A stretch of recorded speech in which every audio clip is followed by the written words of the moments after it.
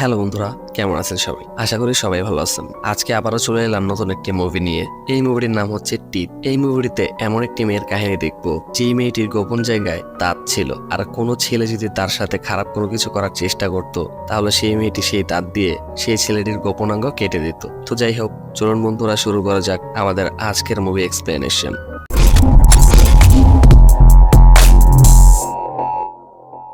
মুভির শুরুতে আমরা একটি কাপলকে দেখতে পাই, যারা তাদের গার্ডেনে বসে গল্প করছিল, আর সেখানে তাদের সাথে তাদের দুজন বাচ্চাও ছিল। তাদের মধ্যে ছিল একজন ছেলে এবং একজন মেয়ে। আসলে এই ছেলে মেয়ে দুইটি সৎ ভাই বোন ছিল। ছেলেটির নাম ছিল ব্রেথ আর মেয়েটির নাম ছিল ডাউন। তারা দুজন মিলে একটি ছোট বাথটাবে খেলা করছিল, আর সেই বাথটাবে ব্রেথ তার বোনকে খুবই জ্বালাচ্ছিল। কিন্তু হঠাৎ করে তখন ব্রেথ জোরে একটা চিৎকার দিয়ে ওঠে।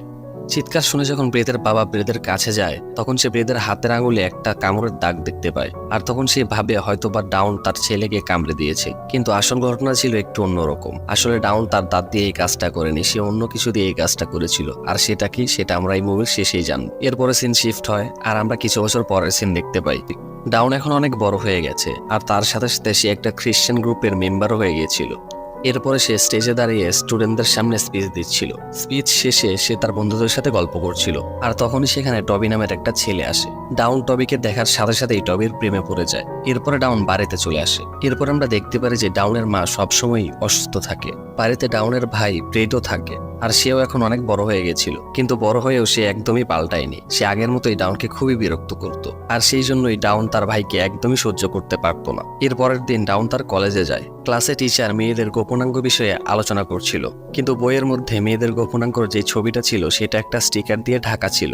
তখন টিচার তাদেরকে বলে যে বোর্ড থেকে তাদেরকে এই ছবিটা ঢেকে দিতে বলা হয়েছে। ক্লাস শেষ করে ডাউন, টবি এবং তার ফ্রেন্ডরা মিলে একটি সিনেমা হলে যায় সিনেমা দেখার জন্য। সিনেমা দেখাকালীন সময়ে টবি ডাউনের দিকে খারাপ দৃষ্টিতে তাকাতে থাকে। তখন ডাউন সবকিছুই বুঝছিল, কিন্তু সে টবিকে একটুও পাত্তা দেয় না। সিনেমা দেখা শেষে তারা সকলে মিলে একটি লেকের কাছে ঘোরাফেরা করতে যায়। সেখানে গিয়ে টবি এবং ডাউন তাদের ফ্রেন্ডদের কাছ থেকে আলাদা হয়ে একা একা একটি নির্জন জায়গায় গল্প করতে শুরু করে। তখন ডাউন টবিকে তার বিষয়ে সবকিছুই বলে, কিন্তু টবি ডাউনের কোনো কথাই বিশ্বাস করছিল না। সে ভাবছিল যে ডাউন সবকিছু বানিয়ে বানিয়ে বলছে। কিন্তু ডাউনের যাতে মন খারাপ না হয়, তাই টবি ডাউনের সব কথাতেই একমত পোষণ করছিল। অপরদিকে আমরা দেখতে পাই যে ডাউনের ভাই মানে ব্রেথ, যে তার গার্লফ্রেন্ডকে বাড়িতে নিয়ে এসেছিল। যেখানে ব্রেথের গার্লফ্রেন্ড ব্রেথকে তার কাটা আঙুলটার ব্যাপারে জিজ্ঞেস করে, আর তখন ব্রেথ তার গার্লফ্রেন্ডকে সমস্ত কথা খুলে বলে যে কিভাবে তার আঙুলটা ছোটবেলায় কেটে গিয়েছিল। এরপর সেখানে তারা তাদের মতো এনজয় করতে থাকে। এরপরে আমরা দেখি যে ডাউন বাড়িতে ফিরে এসেছে, আর সে বিছানাতে শুয়ে শুয়ে টবির কথা চিন্তা করছিল। সে এটা ভাবতে থাকে যে তার এবং টবির ভবিষ্যতের দিনগুলো কেমন হবে। কিন্তু হঠাৎই সে ভাবনা চিন্তার মাঝখানে হঠাৎ একটি অদ্ভুত দেখতে জিনিস তার চোখের সামনে চলে আসে, আর সে খুবই ঘাবড়ে যায়।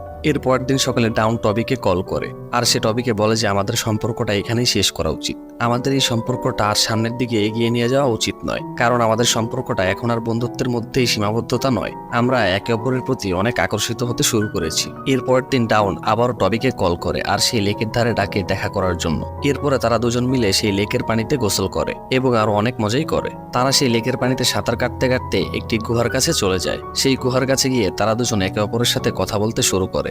সেখানে টবি ডাউনকে এই অবস্থায় দেখে সে আর নিজেকে কন্ট্রোলে রাখতে পারছিল না, আর সে সেখানেই ডাউনের সাথে ইন্টিমেট হতে যাচ্ছিল। কিন্তু ডাউনের এইসব কিছুই ভালো লাগছিল না, আর সেই জন্য সে টবিকে বারবার বাধা দিচ্ছিল। তখন টবি ডাউনকে বলে যে কোনো সমস্যা নেই, চিন্তা করো না, আমাদের মধ্যে এসব কিছু হলেও তুমি সবসময় আমার কাছে প্রিয়ই থাকবে, আর আমি তোমাকে ঠিক আগের মতোই ভালোবাসবো। এটা বলে টবি সেখানে খুবই হিংস্র হয়ে পড়ে, আর সে ডাউনের উপর ঝাপটে পড়ে। টবির এমন হিংস্রতা দেখে ডাউন সেখানে খুবই ভয় পেয়ে যায়, আর ভয়ের চোটে সে সেখানে অজ্ঞান হয়ে যায়। টবি তখন চিন্তা করে এটাই সুযোগ, এখনই যা করার করতে হবে।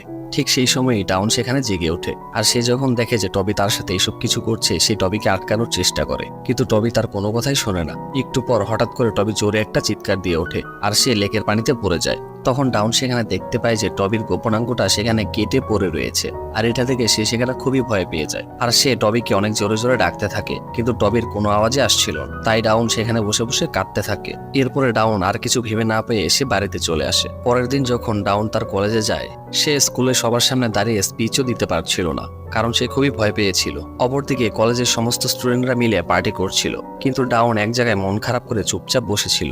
আর ঠিক সেই সময় সেখানে রেহান নামের একটি ছেলে আসে। আসলে রেহান ডাউনের কলেজেই পড়তো। সেখানে ডাউন রেহানকে বলে যে তুমি আমাকে আমার বাড়িতে ড্রপ করে দিতে পারবে। তখন রেহান রাজি হয়ে যায়। আসলে রেহান আগে থেকেই ডাউনকে খুবই পছন্দ করত, কিন্তু ডাউন রেহানকে কোনো পাত্তাই দিত না। এরপর ডাউন আবারও সে লেকের কাছে যায়। সেখানে গিয়ে সে টবির প্রাইভেট পার্টটা দেখতে পায়, যেটার অবস্থা খুবই খারাপ ছিল। এটা দেখে ডাউন আবারও সেখানে ভয় পেয়ে বাড়ি ফিরে আসে। এরপরে সে তার বইয়ের উপর থেকে সেই স্টিকারটা সরিয়ে মেয়েদের গোপনাঙ্গটা ভালো করে দেখে। তারপরে সে নেটে সার্চ করে মেয়েদের গোপনাঙ্গ সম্পর্কে অনেক কিছু জানার চেষ্টা করে।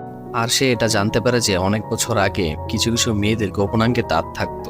আর এটা দেখে সে ভাবতে পারে তার হয়তো বা এই ধরনেরই কোনো সমস্যা আছে। তাই ডাউন একটা ডাক্তারের কাছে যায় চেক আপ করানোর জন্য। সেখানে ডাক্তার তাকে জিজ্ঞেস করে যে কি সমস্যা হয়েছে, কিন্তু ডাউন সেখানে ডাক্তারকে বলে যে আমি শুধুমাত্র নর্মাল চেক আপের জন্য এসেছি। ডাক্তার যখন ডাউনের চেক আপ করছিল তখন ডাউনের খুবই অস্বস্তি ফিল হচ্ছিল। তাই সে ডাক্তারকে থামানোর চেষ্টা করে, কিন্তু হঠাৎ করে সেখানে ডাক্তার জোরে চিৎকার দিয়ে ওঠে। আসলে ডাউন তার গোপনাঙ্গ দিয়ে সেই ডাক্তারের আঙুলগুলো কেটে দিয়েছিল।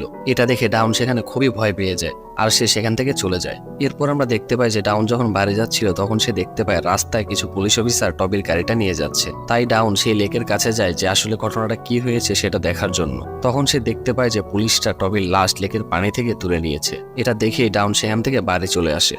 আর তখন সে দেখতে পায় যে তার মা নিচে পড়েছিল, কিন্তু তার সৎ ভাই ব্রেট এটাতে কোনো কিছুই আগ্রহ দেখাচ্ছিল না। সে তার মায়ের কোনো চিন্তাই করতো না। সে তার গার্লফ্রেন্ডের সাথে রুমে মস্তি করছিল।